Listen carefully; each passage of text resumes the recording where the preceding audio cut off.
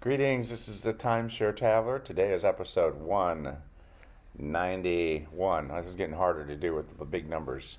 Why I chose timeshare over RV. I wanted to go through that one more time because I've done it. I chose probably 6 years ago, and it's even more confirmed. But really, it comes down to the things I'm going to talk about. My travel goals align with timeshares, and I'll go through some of those, and that way you can get a sense of which one works for you. So the other thing is, timeshares in my opinion place situation were cheaper for me, and I'll go through that again. And let me tell you why I'm happy with my choice over the last 5 years. And first of all, and then we'll talk about timeshare locations, which is one of the pluses of having an RV, which as far as if you're staying within the 48 contiguous states and Canada and Mexico. And then the trade-off also with a timeshare, you're having less stuff than what you would have with an RV. Anyway, before I do that, let me tell you a little bit about my channel, and I'll be right back to go into details. Hi, this is Cliff, and I'm the Timeshare Traveler. Welcome to my channel. The purpose of my channel is to educate those who love traveling in timeshares. I've been an owner for 15 plus years at timeshare ownership. I have elite ownership with Marriott, Hilton, and Worldmark. I have published over 100 timeshare video reviews, and I've published over 95 timeshare tips. I can be found on Facebook at Timeshare Trav, at Twitter, Timeshare Trav, and on the web at www.timesharetraveler.com. Hey, he's back. So let me talk about the travel goals and they align with timeshares, and these are mine. And so if these seem like your travel goals, then timeshares might be a better choice than RV. And again, nothing wrong with either choice. This one just works better for me. The biggest one really is I wanted to travel to Hawaii and overseas, and the timeshares have overseas and Hawaiian locations. And having an RV would be, I basically that during that period I would not be using the RV. It would be parked somewhere.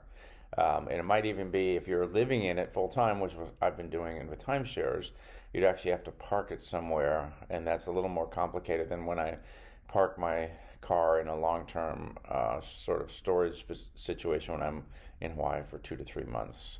The other thing was I wanted to see many locations, and I've currently stayed in 120 timeshares over the past 3 years. And that means I'd be doing a lot of driving, and when you look at the gas mileage differences between an RV, even though in some cases it's basically you're bringing your house with you. I felt that would have been much more expensive, because then I'll go into that in greater detail. Well, I should tell you, I've ended up getting a hybrid, so I get 50 miles a gallon. So it's really a big disparity between what I've got and what an RV would be. I want to drive across the country economically, and I didn't want, and I want to travel with minimal stuff. I'm not trying to carry a bunch of stuff, and even though the RV has less than your house, it's still more than what you would have in a car. The other big thing for me was I started thinking about it. I don't want to repair anything. I want to be able to dial zero and have somebody fix something, and mostly because you can see my gray hair. If I'm going to be doing this 20 years from now, I'll be relatively old, and I don't want to be stopped by the side of the road. And maybe it's not a big deal, but it's just complicated when you have to fix an RV. From everything I was reading about, there's special mechanics and everything's more expensive. So it just was something wasn't comfortable with. Plenty of people have dealt with it, so I don't want to make it sound insurmountable. It just wasn't right for me. Those were my goals. I like hot tubs and swimming pools, and all the timeshares have that. Not all the RV locations, in fact, many of them, if not most of the ones, do not. And when you do find the ones that do, they're actually priced not that far away from the sort of my maintenance fees cost of staying. Plus, you then still have the RV maintenance on top. And I like the sort of comfort and luxury that comes with a timeshare. There's a point, effectively, my timeshares are really an upgrade to my own living style, my house. So it's kind of nice to have kind of a more luxurious living when I'm in timeshares than when I'm at home. And I'm not a big fan of emptying the the waste out. So those are my goals, and they all aligned with timeshares more than RVs. I did explore. Literally, I spent probably 6 months watching YouTube videos trying to figure out which one I should do. So this wasn't a casual, I didn't come up with the goals to fit the timeshares. I actually was considering at one point getting a bus, and I tried thinking about a trailer, and then I saw how expensive trucks were. So it ended up not being a good fit for me. Okay, so I'll just go through a little bit of my logic for why timeshares were cheaper for me.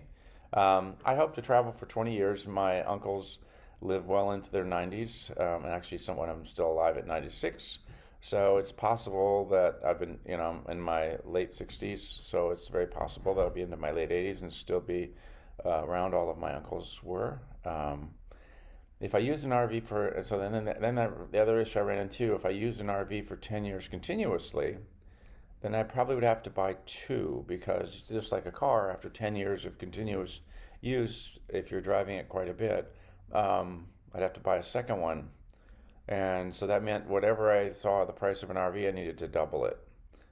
Versus timeshares, when you bought, there is the maintenance fees, but the maintenance fees I view are the same combination of the maintaining of the RV plus the gas mileage difference. So those, and plus staying in the campgrounds. When I added those up, I just call them a wash. We can have a debate about that, but I actually think I'm conservative, and I think the timeshares are a little less on maintenance fee.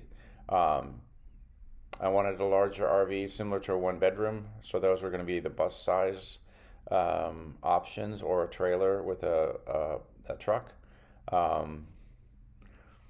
And so I looked at the large RVs, and they were like at least 500K. I'm not saying you can't do less, but I suspect they don't last as long. So that meant it was over $1 million, and I haven't even spent 500,000 on my timeshares. So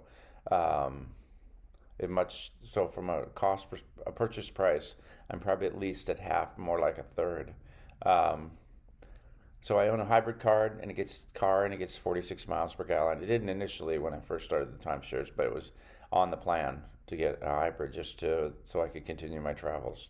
Again, timeshare maintenance plus gas and car is, I think, less than RV maintenance, plus repairs, plus gas, plus fees for RV hookups and RV parks. And what I did is I did a Google search just to get roughly, and it was saying the rate.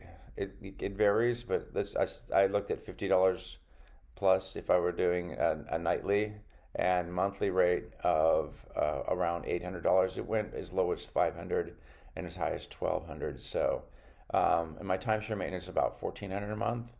So really, it looked like even if you use the $800, you're looking at $600 difference. And if you're driving your RV at all, that's the gas is going to easily exceed the difference versus the car, and that doesn't include any maintenance, oil maintenance. The differential from car, it's $49 to change the oil, or $59. RV, I think it's a couple hundred. So maybe you can get away with it. Maybe if you're driving a truck and a trailer, that works. But then I wouldn't have the car, so the trucks get much less mileage, even so when you're driving it when you're parked locally.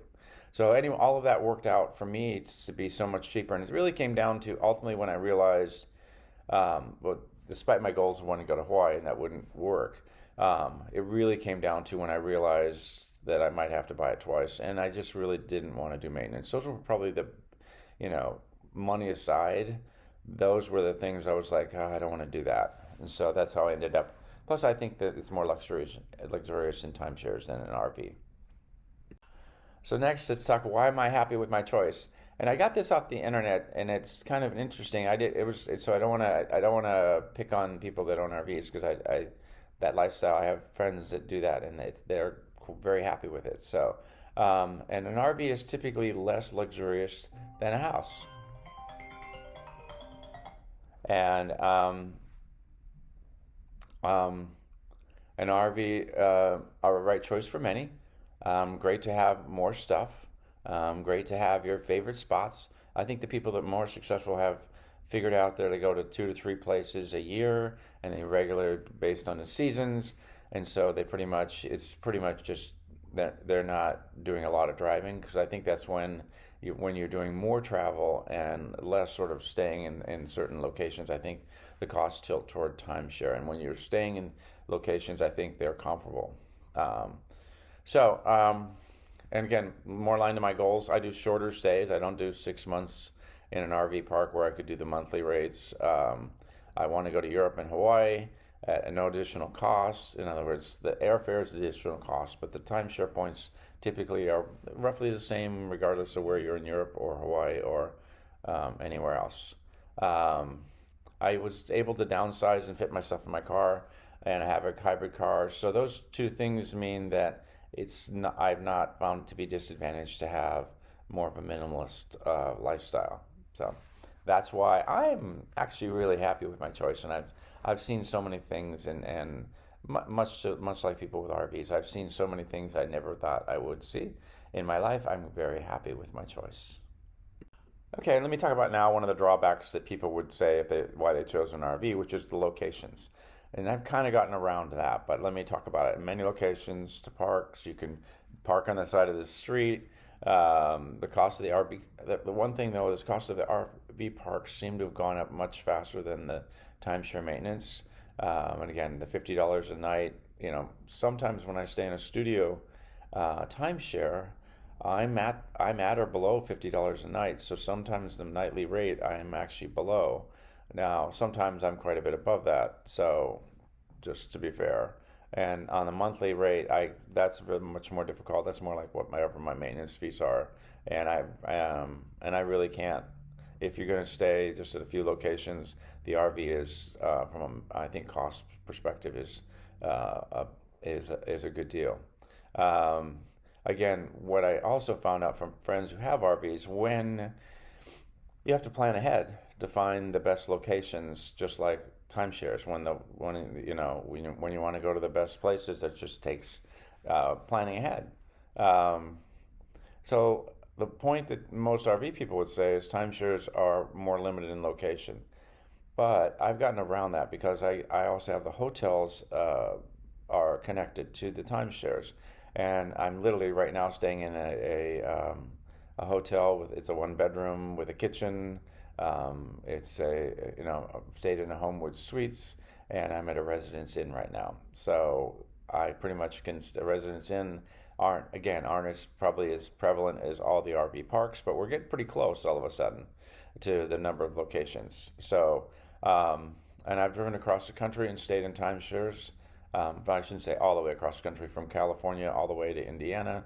But that last part would have been to the East Coast, would have been pretty easy because there are several places in like Tennessee and Virginia and so forth that would have could easily gotten across the country. That would have been the easy part.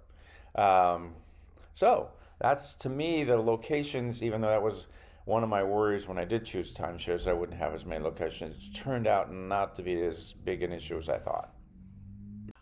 I think the hardest one for me was, and I think for anyone, it's particularly the people that have RSVs, they can carry more stuff.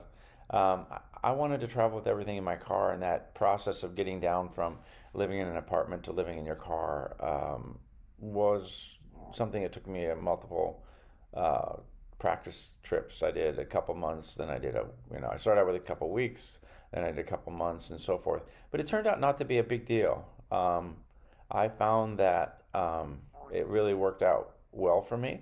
Um, so I was able to get to that.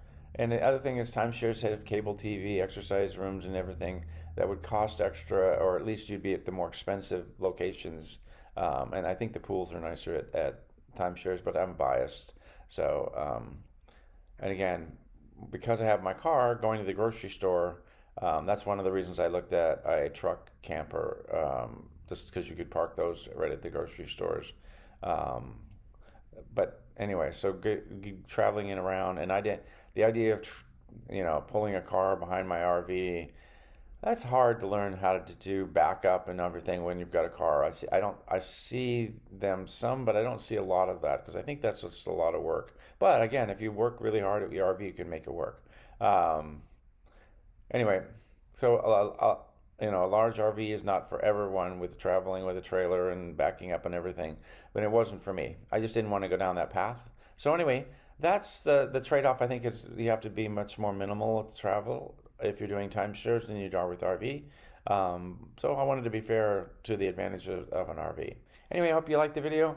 Give it a thumbs up and don't forget to subscribe.